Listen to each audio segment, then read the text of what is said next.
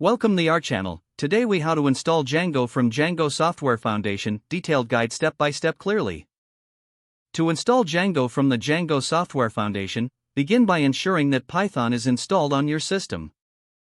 Visit the official Python website to download the latest version if you haven't installed it yet. Once downloaded, run the installer and follow the prompts to complete the installation. Make sure to check the box that adds Python to your system path during installation.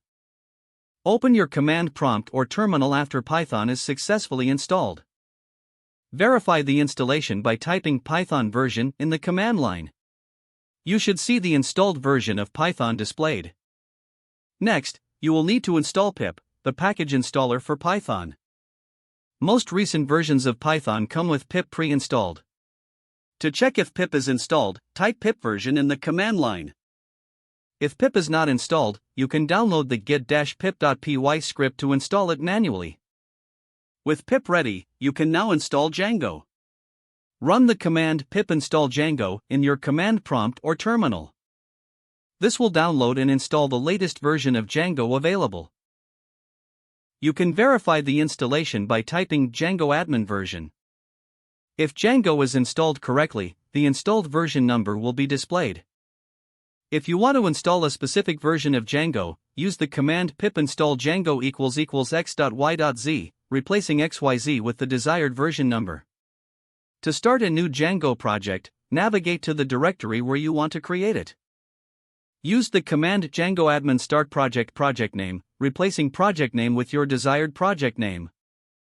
This will create a new directory for your project with the necessary files. Once your project is created, navigate into the project directory. Finally, to run the development server, type python manage.py run server. You can now access your new Django project by visiting http://127.0.0.1:8000. Congratulations, you have successfully installed Django and created your first project. If the page does not load, refresh the browser or try again in a private or incognito window. Make sure you are using the correct email address, then retype it carefully to avoid small typos.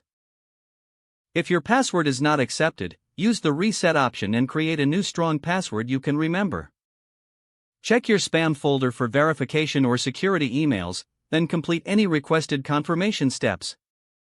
Don't forget to like this video and subscribe to our channel for more step-by-step tech guides.